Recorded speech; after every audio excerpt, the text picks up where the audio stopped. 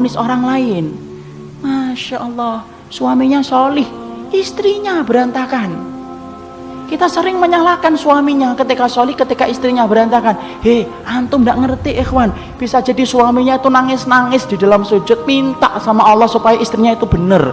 Tapi apalah daya, wong hidayah miliknya Allah. Kita sering nyalahkan, wah anaknya ustadz kok nakal. Kan kita sering gitu. Tanpa kita sadari kemudian kita komentar, oh keluarganya ustadz, ini ustadz besar ini, anaknya kayak gini. Kita sering menyalahkan keluarganya ustadz, bahwasanya semua keluarganya ustadz itu semuanya harus solih. Ikhwan, jangan nyalahkan ustadznya. Mungkin ustadznya sudah mandi darah untuk meminta kepada Allah supaya anaknya benar dan ngikutin jejak dia. Tapi apalah daya, hati itu yang menguasai Allah, bukan kita. Hatinya antum aja yang menguasai siapa? Allah ikhwan. Kita aja tidak mampu menguasai hati. Antum apa menguasai hati? Enggak ikhwan, antum enggak menguasai hati. Sampai antum ketawa dan nangis saja antum enggak pernah ngerti kok kapan antum bisa ketawa dan nangis. Saking kita antum enggak menguasai hati. Pernah enggak ada yang ngomong, insya Allah nanti jam 10 tepat saya akan nangis Ustaz? Enggak ada. Kita tiba-tiba nangis sendiri. Enggak ada yang ngomong insya Allah nanti pada subuh saya akan tertawa terbahak-bahak. Kata siapa? Kita habis subuh malah kita enggak tertawa, enggak nangis, diem aja.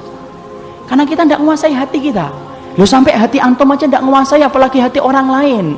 Makanya sampai Nabi berkata dalam salah satu doanya, inna quluba bani adama baina isba'aini min asabi'ir rahman yusarrifu haitsu yasha.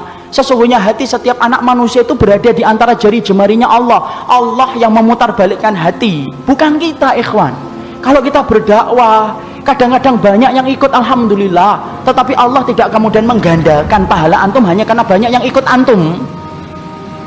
Tapi kadang-kadang ketika kita berdakwah hanya mendapatkan 1 dan 2 orang, tidak apa-apa, itu nggak akan mengurangi pahala kita.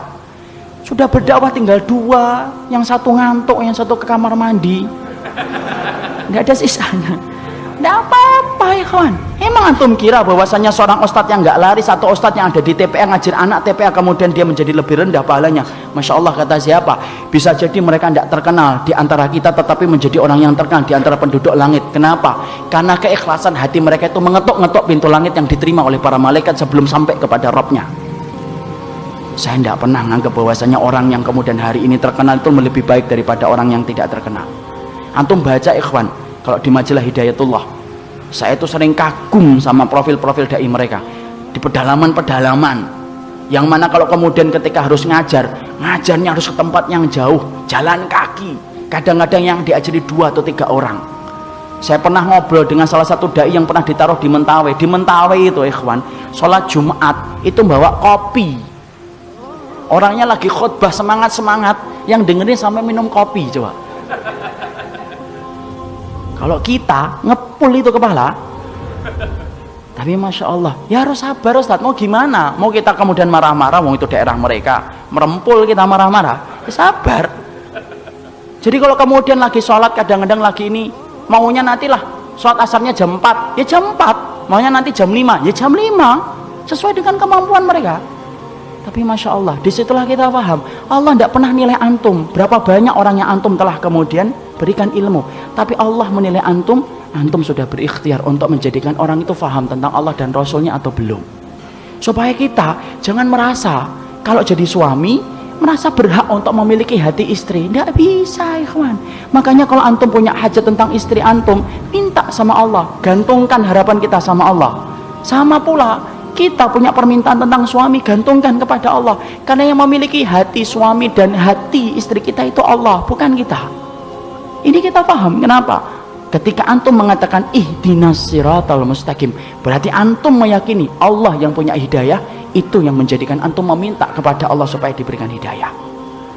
Ini Masya Allah, indahnya ketika kita paham bahwasanya hidayah itu miliknya Allah. Tidak perlu bagi antum kemudian mengkorek-korek, kemudian antum kemudian meminta hidayah supaya datang tepat waktunya. Tidak. Ya Allah, semoga dia diberikan hidayah sunnah bulan ini ya Allah ya, jangan bulan depan. Tidak bisa, Allah yang menentukan. Kalau Rasulullah dan Nabi Nuh saja tidak menjamin mereka mampu untuk kemudian menembus hati orang yang paling beliau cintai, apalagi kita. والقلب قد كان يوما كلام رب ضياك وكنت تهفو لأخرى وجنة في سماك وكوثر سلسبيل به ستروي ظماك وغمسة